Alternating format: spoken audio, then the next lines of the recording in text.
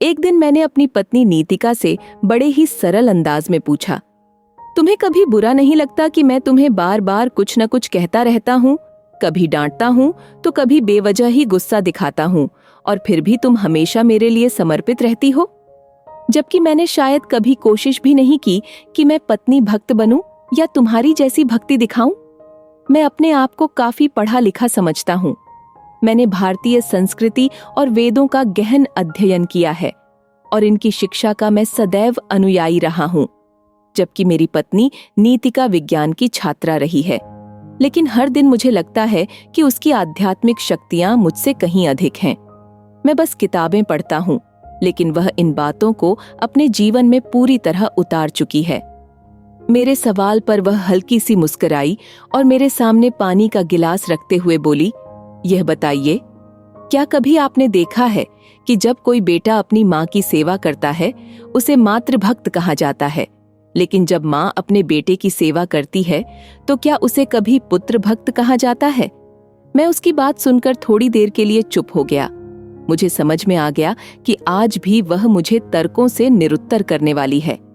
फिर मैंने एक और सवाल दागा, अच्छा यह बताओ, जब सृष्टि का प्रारंभ हुआ तो स्त्री और पुरुष दोनों समान थे, फिर समाज में पुरुष बड़ा कैसे बन गया? स्त्री तो हमेशा से शक्ति का स्वरूप मानी जाती है ना? उसने हंसते हुए कहा, आपको थोड़ा विज्ञान भी पढ़ना चाहिए था, केवल वेद नहीं। उसकी इस बात पर मैं थोड़ा झेंप गया, लेकिन फिर उसने गंभीरता से बात आगे बढ़ाई। दुनिया का सारा अस्तित्व दो ही चीजों से निर्मित है, ऊर्जा और पदार्थ। पुरुष ऊर्जा का प्रतीक है, जबकि स्त्री पदार्थ का। जब पदार्थ को विकसित होना होता है तो वह ऊर्जा का आधान करता है, न कि ऊर्जा पदार्थ का।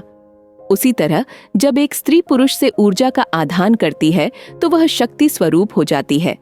वह न केवल अपने लिए बल्कि आने वाली पीढ़ियों के लिए भी प्रथम पूज्य बन जाती है, क्योंकि वह अब ऊर्जा और पदार्थ दोनों की स्वामिनी हो जाती है, जबकि पुरुष सिर्फ ऊर्जा का ही अंश बनकर रह जाता है।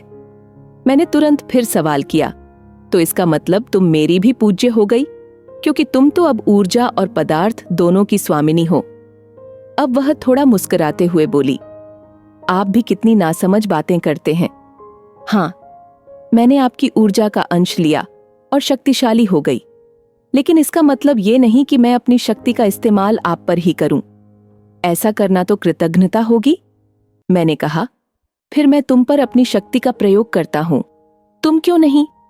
उसके अगले जवाब ने मेरी आंखों में आंसू ला दिए। उसने बड़े ही प्यार से कहा, जिस व्यक्ति के साथ जीवन का अंश साझा करके मुझे माता जैसा ऊंचा पद मिला, जिसके संसर्ग से मेरे अंदर जीवन देने की शक्ति जागृत हो गई, उस व्यक्ति के साथ मैं विद्रोह कैसे कर सकती हूं? आप तो मेरे जीवन का आधार हैं। आपके द्वारा मुझे दिए गए इस ऊंचे स्थान को मैं कभी चुनौती नहीं दूंगी। फिर वह हंसते हुए बोली, अगर मुझे शक्ति का प्रयोग करना ही होगा तो क्या जरूरत है? मैं तो माता सीता की तरह लवकुश तैयार कर दूंगी और वो आपसे मेरा हिसाब किताब कर लेंगे।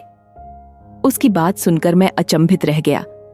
उसकी समझदारी, उसका प्रेम और उसकी आध्यात्मिकता ने मुझे पूरी तरह से नतमस्तक कर दिया। उस पल मुझे एहसास हुआ कि दुनिया की सारी मातृ शक्तियां ही असली आधार हैं, जिन्होंने अपने प्रेम, त्याग और मर्यादा में समस्त सृष्टि को बांध रखा है। ऐसे सभी मातृ रूपों को मेरा सहस्त्र नमन, जिन्होंने इस दुनिया को सच्चे प्रेम और अनुशासन की डोर में बांध कर रखा है।